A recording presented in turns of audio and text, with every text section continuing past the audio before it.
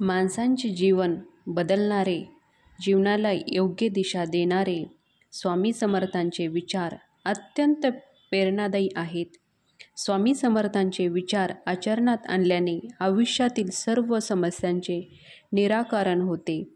स्वामींनी केलेले उपदेश आयुष्यात जर आपण आचरणात आणले तर संसार नक्कीच सुखाचा होईल. संसाराचा पाया विश्वासावर असतो. पती आणि पत्नी एकमेकांसह कसे राहावे जेणेकरून आयुष्य चांगलं राहतं. काळजी करणारी माणसं मिळायला भाग्य लागतं, पण अशी माणसं आपल्याला मिळाली आहेत हे समजायला भाग्य लागतं.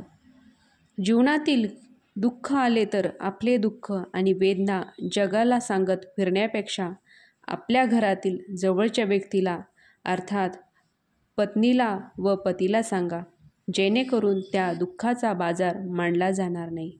पती आणि पत्नी सुखदुःखात एकमेकांना आधार देतात, तेच एकमेकांचे साथीदार जन्मभर असतात. संसार म्हटलं की आपला हवं असं सर्व काही चालत नाही. कधी पत्नीने पतीसाठी तर पतीने पतीसाठी त्याग करणे गरजेचंच असतं. यामधून केवळ आत्मानंद अथवा आनंदच प्राप्त होतो. म्हणूनच त्याग करा, आत्मानंद मिळेल. मीपणा दूर ठेवा आणि विश्वास आपल्या पदरी जपला तर कधीच अपयश येणार नाही. दोघांनी एकमेकावर विश्वास ठेवला, अहंकार जपला नाही तर संसार सुखाचा होईल हे नक्की. फक्त स्वतःचा विचार करणारे लोक फार थोड्या कालावधीसाठी प्रगती करतात, पण जे सर्वांचा विचार करतात त्यांची प्रगती कायम होत राहते. वेळ निघून गेल्यावर सुचलेल्यांना विचार आणि पिके जाळून गेल्यानंतर पडलेला पाऊस याची किंमत सारखीच असते. डोळे बंद केले म्हणून संकट जात नाहीत. संकटे आल्याशिवाय डोळे उघडत नाहीत. राग आल्यावर थोडं थांबावं आणि चुकल्यावर थोडं नमतं घ्यावं, तरच जगातील अनेक समस्या दूर होतात. अरे, विज्ञानावर विश्वास चांगला आहे, पण त्याच्या कसोटीवर जे सिद्ध होत नाही ते खोटं आहे असं म्हणणं चुकीचं आहे. जेथे विज्ञानाची प्रांत संपते तेथूनच देवाची प्रांत सुरू होते.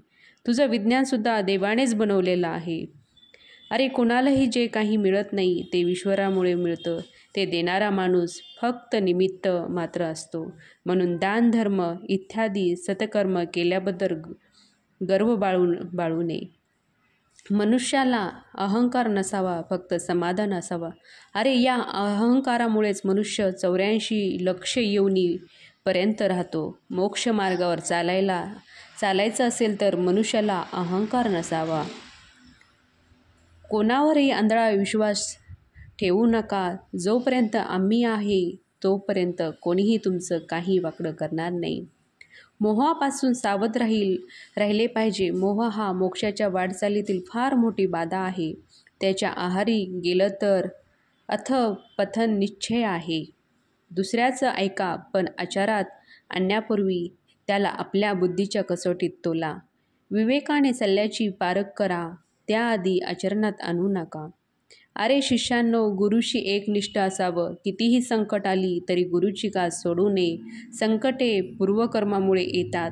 गुरुकृपेमुळे संकटाला सामोरे जायची शक्ती मिळते व संकटातून लवकर सुटका होते.